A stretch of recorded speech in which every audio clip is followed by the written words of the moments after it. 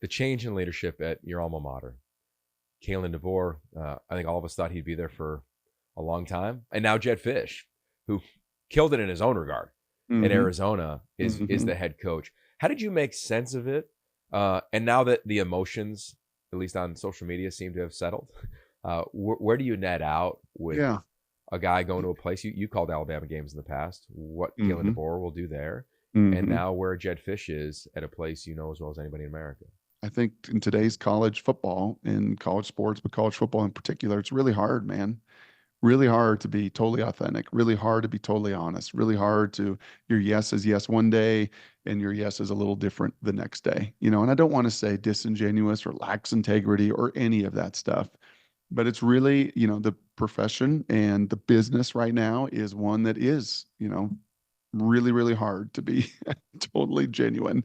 And I will take Kalen at his word that at his press conference there at Bama, when he said this was maybe the only job, I think the maybe was because Michigan would have been the other.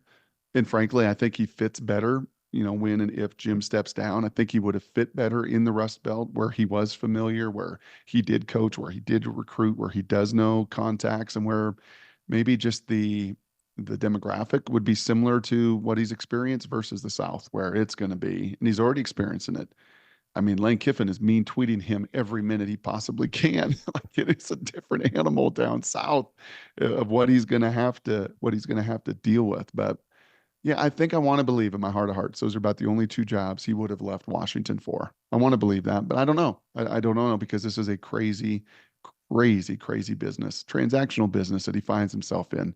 Now flip it to Jed, 14 different stops, all the places he's been in the NFL, all the places he's been in college. Bruce Feldman said this word to me, and I think it's 100% spot on. Adaptability. Mm. You can look at it on one end and say, yeah, the whole business is disingenuous, or you can look at it on the other end and say, you better be 100% adaptable or you're not going to survive. And Jed is adaptable. He's been a lot of places, worked for a lot of people. When he got his shot, as you said, at Arizona, he hit it out of the park. The build and the momentum that they were going on, and 18 to 22 starters coming back, and everything that was pointing there in the right direction for Arizona. But this was a job that he couldn't say no to. These were 7 years and $50 million that, when the iron's hot, you got to strike. And he could not say no to it. And I love his adaptability at a time where he's going to really need it. Is they move into the Big Ten, half a share, lots of the roster graduated and moved on. I love that he's been a bunch of places and has that fluidity and that adaptability to overcome, which he's going to have to do in Seattle.